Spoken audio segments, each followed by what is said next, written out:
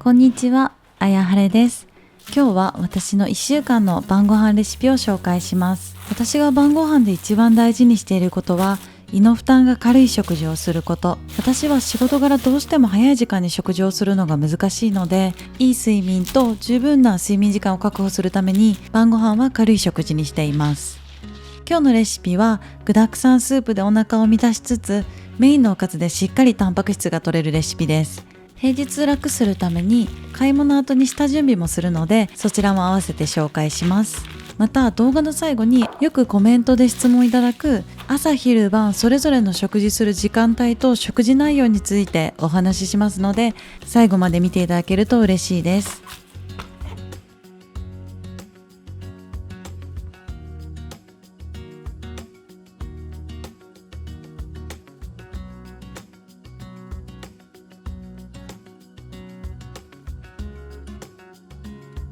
前々回の動画から手を怪我していて包帯がずっとついていたのですが、無事ほぼ完治して包帯が取れました。優しい言葉をかけてくださった皆様、本当にありがとうございました。まずは鶏胸肉を下味冷蔵します。鶏胸肉は両面フォークで数箇所穴を開けておきます。これは味を染み込ませやすく、そして焼いた時に火の通りを早くするために穴を開けます。玉ねぎを半玉分すりおろします。すりおろすのは面倒ですが、これがプルップルの鶏胸肉になるので、ちょっとした運動だと思って一緒に頑張りましょう。保存袋に鶏胸肉を入れます。すりおろした玉ねぎを入れます。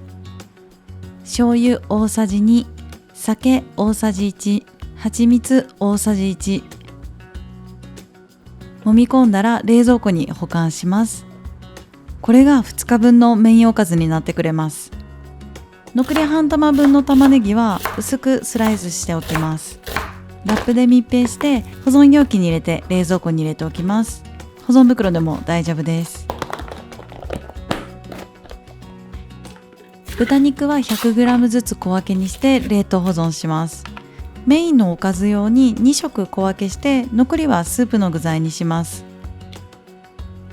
スープの具はこの後すぐに調理するので、冷凍せずにそのまま置いておいてください。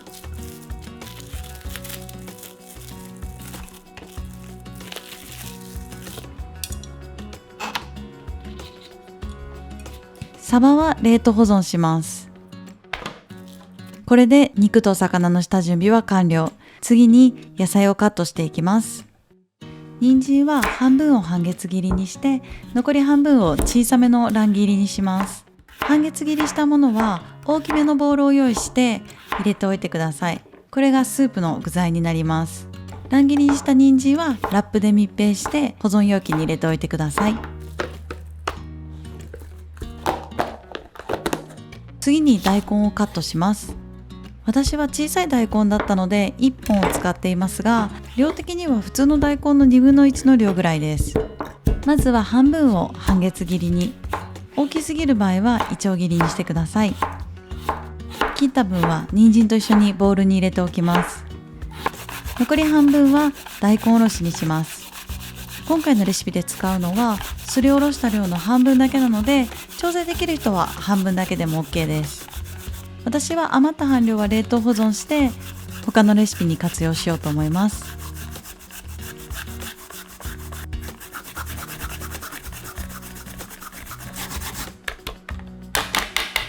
大根おろしは2食分に小分けして冷凍保存します。保存容器にラップを敷いて、すりおろした時に出た水分ごと冷凍します。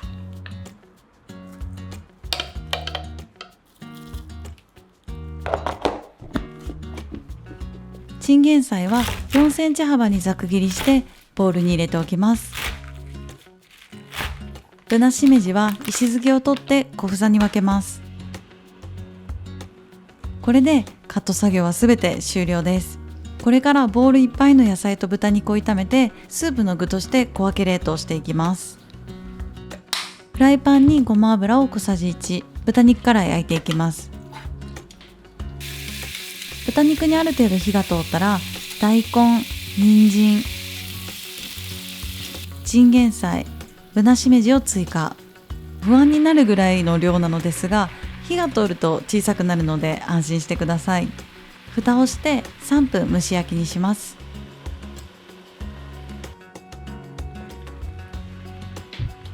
すべての野菜がしんなりしてたら OK です。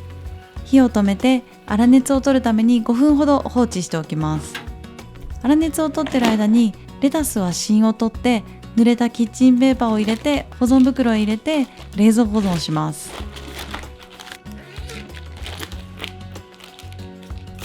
長ネギは1本丸ごとみじん切りします。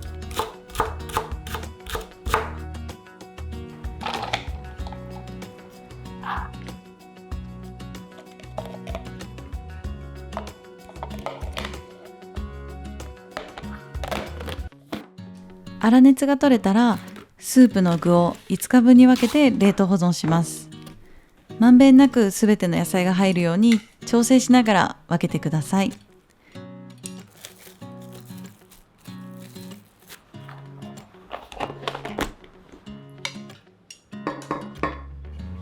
これで下準備完了です。お疲れ様でした。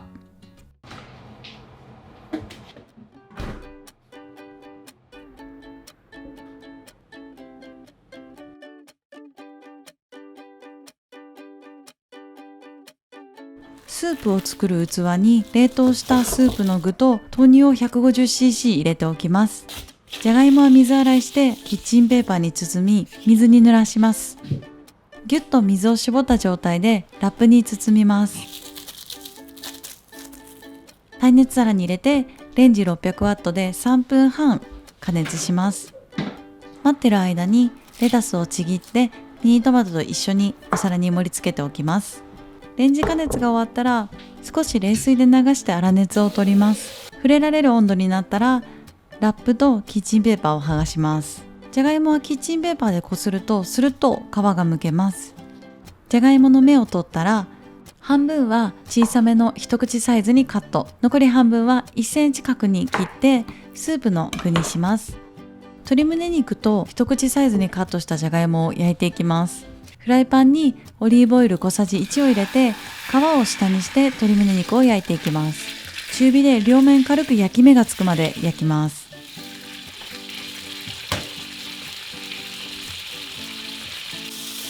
焼き目がついたら今度はできるだけ弱い火でじっくり5分蒸し焼きにします。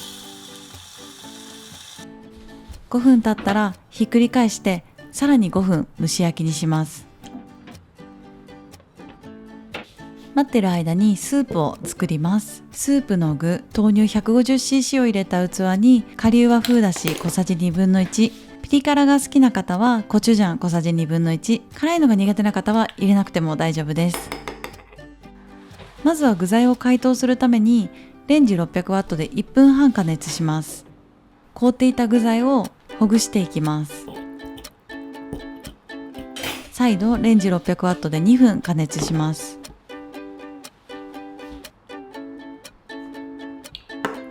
最後に味噌小さじ1を溶かし入れて完成です。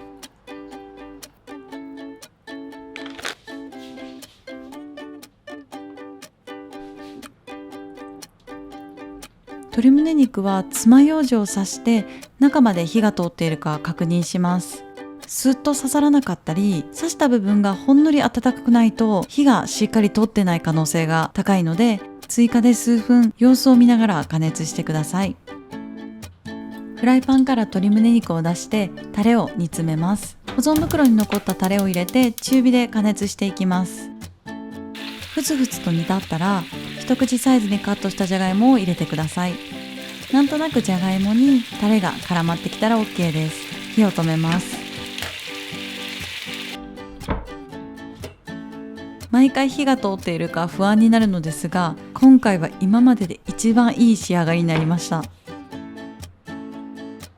思わずテンションが上がって厚切りしちゃったのですが、断然薄切りがおすすめです。カットするときは熱いので注意してカットしてください。半分だけカットして残りは水曜日の晩ご飯にします。アルミホイルで巻いて冷蔵庫に入れておきます。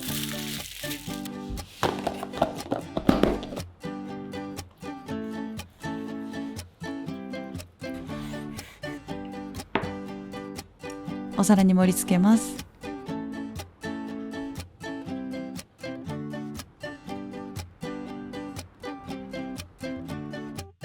最後に煮詰めたタレをかけたら完成です。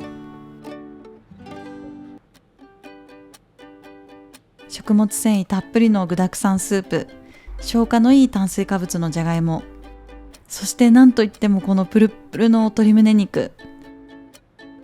最近鶏胸肉飽きたと言い続けてる夫が、これは鶏胸肉だと思わなかったと絶賛してくれました。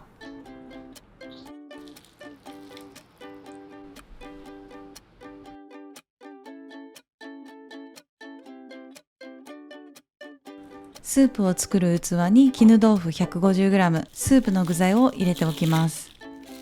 生姜焼きのタレを作ります。醤油大さじ1、酒大さじ1、みりん小さじ1、オリゴ糖大さじ1/2、生姜5センチ程度、よく混ぜ合わせておきます。スライスした玉ねぎと豚肉で生姜焼きを作っていきます。フライパンにオリーブオイル小さじ1をひいて豚肉を入れます。豚肉の上に玉ねぎを乗せます。蓋をして2分蒸し焼きにします。全体に火が通ったらタレを加えます。全体混ぜ合わせたら再度蓋をして2分煮詰めます。2分経ったら火を止めておきます。スープを作ります。豆腐、スープの具が入った器に水 150cc、 鶏ガラスープの素小さじ1、醤油小さじ1/4程度、ほんの少しで大丈夫です。具材を解凍するためにレンジ 600W で1分半加熱します。凍っていた具材をほぐします。再度レンジ 600W で2分加熱してください。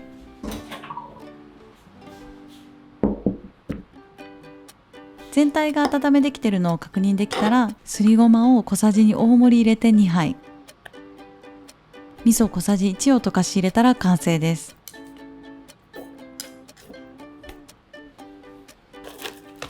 レタスで生姜焼きを包みます。保存容器でもボウルでも何でもいいので、用意したらラップを敷いてレタスを広げます。映像のように細かいレタスだと崩れちゃうので、大きいレタスをそのまま 1,2 枚使うようにしてください。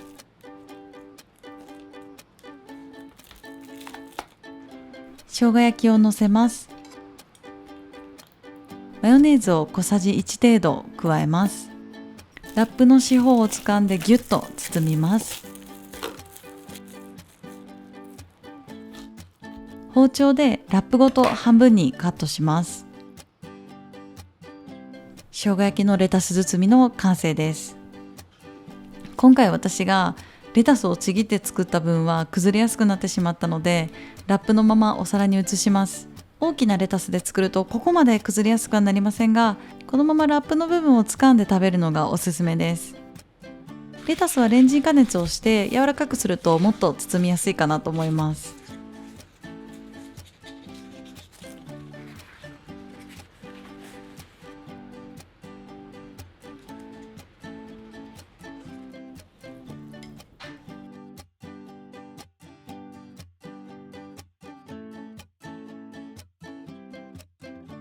レタスとトマトは先にお皿に盛り付けておきます。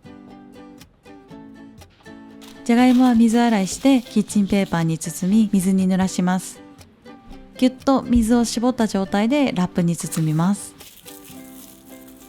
耐熱皿に入れてレンジ 600W で3分半加熱します。待ってる間にチキンの味付け用のソースを作ります。ケチャップ大さじ1、粒マスタード大さじ1、酒小さじ1、すべて混ぜ合わせておきます。じゃがいもはレンジ加熱が終わったら少し冷水で流して粗熱を取ります。触れられる温度になったらラップとキッチンペーパーを剥がします。キッチンペーパーでこするとスルッと皮がむけます。じゃがいもの芽を取ったら半分は小さめの一口サイズにカット、残り半分は1センチ角に切ってスープの具にします。1センチ角に切ったじゃがいもはスープ用の器に入れておきます。メインのおかずの鶏胸肉を調理します。フライパンに鶏胸肉をアルミホイルのまま乗せます。初日の柔らかさを保ちつつ加熱するにはどうすればいいかいろいろやってみたんですけど、今のところこのやり方が最もパサつかないかなと思います。じゃがいもと人参も一緒に加熱します。私が一つ工程を忘れてしまったのですが、人参は焼く前にレンジ 600W で1分半ほど加熱した方が火の通りが早いのでおすすめです。中火で3分加熱します。鶏胸肉に均等に火が通るようにひっくり返します。3分経ったら火を止めて鶏胸肉を取り出します。再度フライパンにのせてタレをかけます。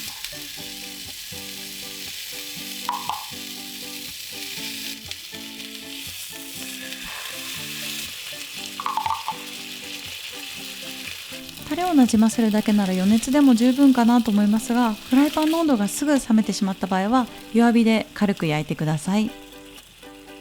両面味付けできたらまな板にのせます。残ったじゃがいも、人参は塩コショウを少々、残ったタレに絡めつつ軽く混ぜ合わせたら完成です。鶏胸肉を薄くカットしていきます。熱いので十分注意してカットしてください。初日よりはやっぱりやや硬さがありますが、パサつきはそんなに気にならなかったです。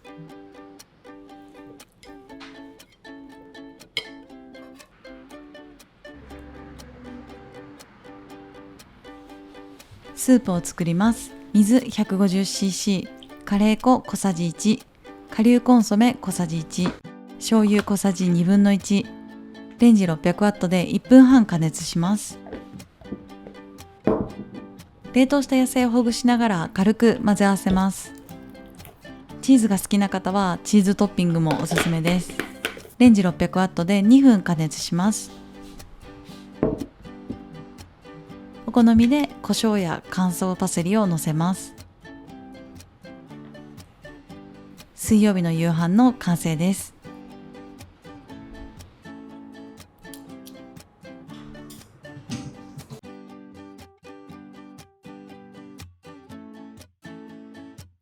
冷凍していた大根おろしはお皿に移して自然解凍しておきます。ラップがうまく剥がれないときは流水解凍すると剥がしやすくなります。このまま放置しておきます。冷凍していた塩サバは前日にチルド室に移動して解凍してください。解凍が間に合わない場合はレンジでできるだけ低い温度にして解凍してください。目で見てわかる大きな骨だけ抜いておきます。斜めに包丁を入れながらカットしていきます。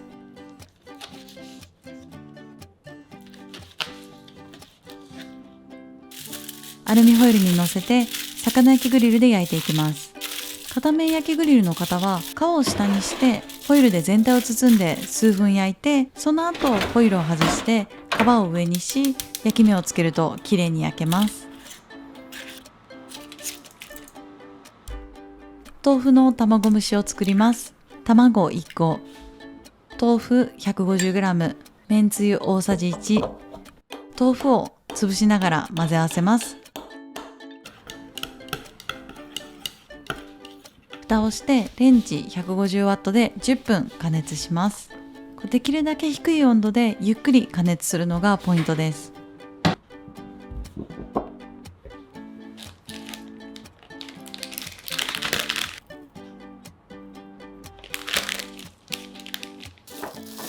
中華スープを作ります。スープの具を器に入れます。刻みネギは多めにたっぷり入れてください。鶏ガラスープの素小さじ1、醤油小さじ1、レンジが卵蒸しで使用中だったのでお湯 150cc で具を解凍していきます。レンジが空いたらレンジ 600W で2分加熱します。お好みで白ごま、ごま油小さじ1を加えたら完成です。大根おろしは自然解凍でシャーベット状になったら凍ってる部分を潰してください。凍ったままの場合はレンジ 600W で10分だけ加熱してみてください。ポン酢大さじ1を加えて混ぜ合わせます。塩サバに大根おろしをのせます。刻みネギをのせたら完成です。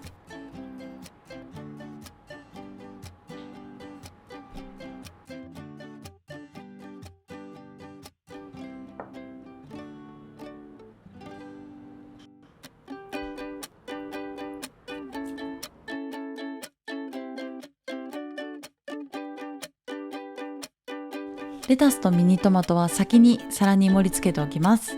豆腐ご飯を作ります。豆腐はキッチンペーパーで包んでレンジ600ワットで1分半加熱します。油は引かずフライパンでパラパラになるまで焼いていきます。ダイエット初期はよくこの豆腐ご飯を作っていたのですが、最初は 400g の豆腐パックを1食でペロッと食べていました。少しずつ豆腐の量を減らしていったり、おかずで調整したりすることで今は 150g でちょうどよく感じています。少し焼き目がついてパラパラになったら完成です。皿に盛り付けておきます。ナスは小さめの一口サイズにカットします。豚ミンチの食感に近づけたいので細かく刻みます。ボロネーゼのタレを作ります。ケチャップ大さじ1と1/2、醤油小さじ1、みりん小さじ1、オイスターソース小さじ1/2、ニンニクチューブ3センチ、よく混ぜ合わせます。フライパンにオリーブオイル小さじ1を入れて豚肉を炒めます。ある程度火が通ったらナスを入れてください。蓋をして3分蒸し焼きにします。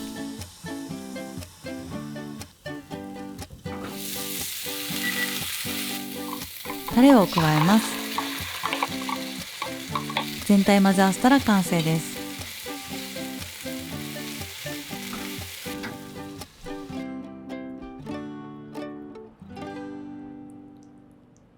最後に粉チーズをかけます。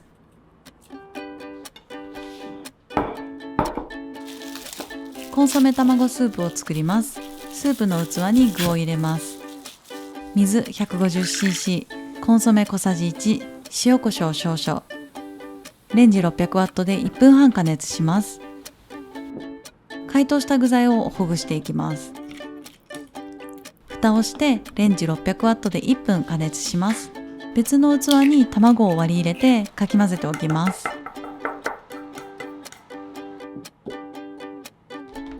卵を入れて再度1分加熱します。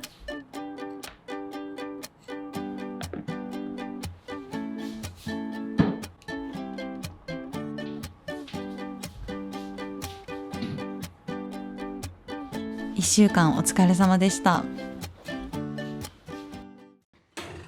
本日も最後までご視聴いただきありがとうございました。冒頭でもお話ししたように、よくコメント欄でご飯を食べる時間について質問いただくので、それに少し回答したいと思います。私は朝は8時から9時の間に高タンパクな朝食をとります。高タンパクな朝食をとると1日の摂取カロリーが抑えられると言われています。昼は13時から14時の間ぐらい。昼は比較的活動代謝がある時間帯なので、割と好きなものをしっかり食べることが多いです。夜は20時から21時の間に、11時にはお布団に入って寝る準備をしたいので、軽めの食事にすることが多いです。